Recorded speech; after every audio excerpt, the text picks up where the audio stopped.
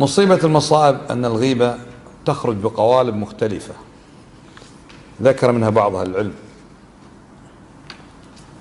قال: ومن الناس من يغتاب ويخرج غيبته لأخيه بغالب الغير على الدين، فيقول: الله المستعان، الله المستعان، انتهكت محارم الله وضعف الدين في الناس اليوم، فلان يفعل كذا وكذا. عقب هذه المقدمة يظهر نفسه ايش؟ فيه غير على الدين والمنكرات وانتشرت، الله يستعين من غضب الله، فلان يفعل كذا وكذا، فأخرج غيبته لأخيه بغالب ماذا؟ الغضب والغير على الدين، هو يريد يغتابه بس عمل المقدمة هذه. قال: ومن الناس من يظهر الشفقة فيقول: مسكين، عده طيب وابن حلال، المقدمة لا مشفق عليه، ثم يغتابه لكنه كذا وكذا.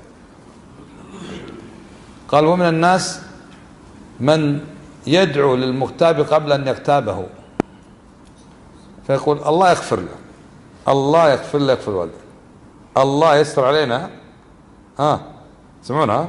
الله يستر علينا عليه، الله الله الله يتوب علينا وعليه، يستر علينا وعليه، يغفر له له، ثم يعطيه يغتابه. هذا على الله ما يخفى. وبعض العامة ماذا يفعل؟ ينفض ثيابه، شو يقول؟ اللهم لا تكتب على الغيبة، لا تكتب على الغيبة، حسب هذا قال: لا تكتب على الغيبة فقد برئ من الغيبة. اللهم لا تكتب على الغيبة، ثم يغتابه. هذا لا تخفى على الله عز وجل.